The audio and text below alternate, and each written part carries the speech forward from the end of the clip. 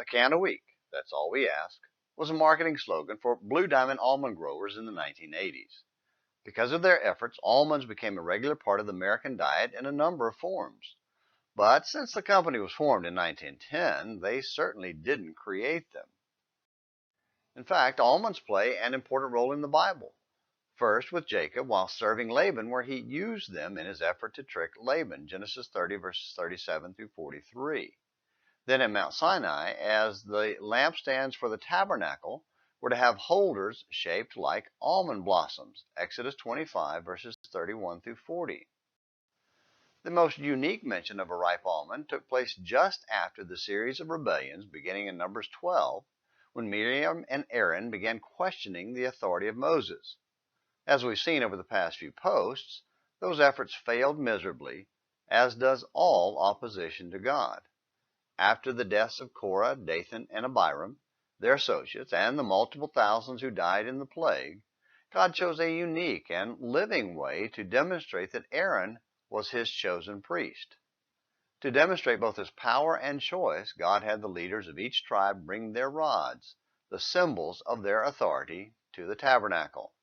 Moses placed them inside with the ark, and the one that budded would mark God's chosen priest. Numbers 17 verses 1 through 11.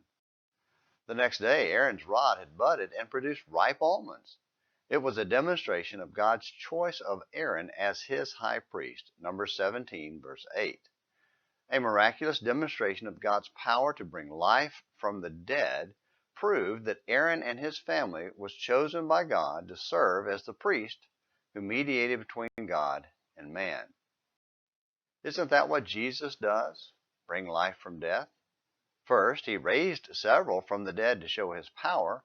Then he was raised from the dead himself. This Jesus God raised up again, to which we are all witnesses. Acts 2, verse 32. Finally, through immersion in water, we die to our old life of sin and are raised to new life in Jesus. Or do you not know that all of us who have been baptized into Christ Jesus have been baptized into his death?